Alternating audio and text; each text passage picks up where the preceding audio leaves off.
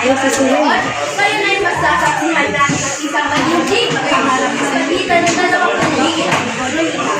Sa kabilang banda, mayroong tayo at hindi ng lupa ang komunasyon ng lahat. At sa kabilang banda naman, si Binig-Binig. Ang putak sa likod ng lahat. Sino ang mas mahalagang solusyon? Alamin natin.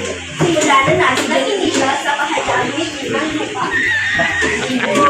Mga gina at gino, ang mga gina at ginoo, kaibigan at kalaban. Ako ang lupa. Nang wala ako, saan kayo magtatayo ng pabrika? Saan nyo itatanim ang inyong palay? Saan kukuha ng mga hilaw na materyales? Ako ang simula at katapusan. Walang kahit anong produksyon ang mangyayari kung wala ako. Para kayong lumulutang sa hangin. Ako ang pinakagamit sa lahat na pinagkukunang yaman. Ano? Magtatayo kayo na kapihan sa ere? Huwag ka masyadong lumaki ang ulo. Oo, kapakinabang ka, aminin ko, pero kung wala ako, binang lupa, ikaw ay mananatiling lupa. Basta lang sa isang tagtap na lupa, sino ang mag-iisip na tanim ang palay? Sino ang magtatayo ng pabrika sa ibabaw mo? Ikaw ay walang silbi kung walang putak na gagamit sa iyo. Oh my gosh! Ano ang magandang sasakyan na walang driver? Maganda pero nasa garahe lang. Ako ang namamahala, ako ang nagpapagano'n. Ay! Ang galing! Utang mo, kung walang lupang naglalagyan ng eskwelahan, saan mo gagamitin ang utak mo? Kung walang lupang kansinina, saan ka kukuha ng materyales para sa makinang na naisip mo? Hindi ka makakagawa ng kahit anong produkto kung wala ang ating supply. Ikaw ay isang ideya lang. Ako ay totoo, nakahawak, maaaring mabilhan.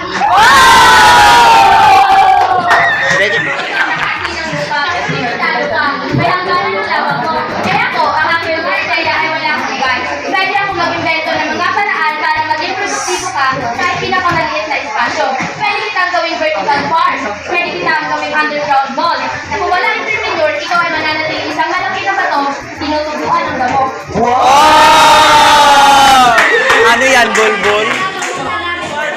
Mahilig na debate para sa advertising. Baby, and you're turn around. Let me have a good look at it, baby. Shake the booty now.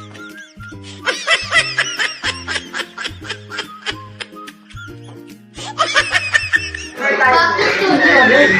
Vertical farm, underground mall, at sino magtatayo niyan kung walang lupang paglalagyan? At sino gagamit ng mga iyan kung wala akong pagkain na kaya itanim sa akin? Ang lupa ay nagbibigay pagkain, tirahan, at hilaw na materyales. Lahat ng pangangailangan ng tao galing sa akin. Ikaw, ano ka? Isang abogadong pinagmamahalaan ng iba? Ang sakit! Will! Sino ang kapit ko kaysa doon? Ako ang nagbibigay ng trabaho. Ako ang nagbibigay ng pangarap. Ako ang nagpakonekta sa iyo lupa sa paggawa at kapital. Walang magagamit ang kapital kung wala entrepreneur na nag-iisip kung paano ito palaguin. At walang magawa kung wala entrepreneur na magtatayo ng negosyo para mabigyan ng trabaho. Eh ikaw din ng lupa ay static. Ako ang sinabi ko. Static? Pero ako, pinagsulan ng lahat ng dynamism mo. Saan mo gagamitin ang dynamism mo kung wala kang pagbubulan? Parang ang chef na wala kang sila. Ang lupa ay isang kusina na walang chef. Masarap ang mga sangkap mo, pero walang makakaluto kung walang mag-iisip kung ano ang lulutuin. Ang halaga ay ang utak na nabibig ka kung paano gamitin ang lahat. Ako ang utak. Mukhang pareho kayong mahalaga at hindi maaaring maghiwalay. Ang katotohanan ay, lupa, ikaw ang pundasyon, ang pinagbubulan. Ang entrepreneur, ikaw ang utak, ang pinagbubulan. Ang nagpapagalo at magbibigay buhay sa mga komunidad. Sa huli, magkasama kayo para umigot ang mundo.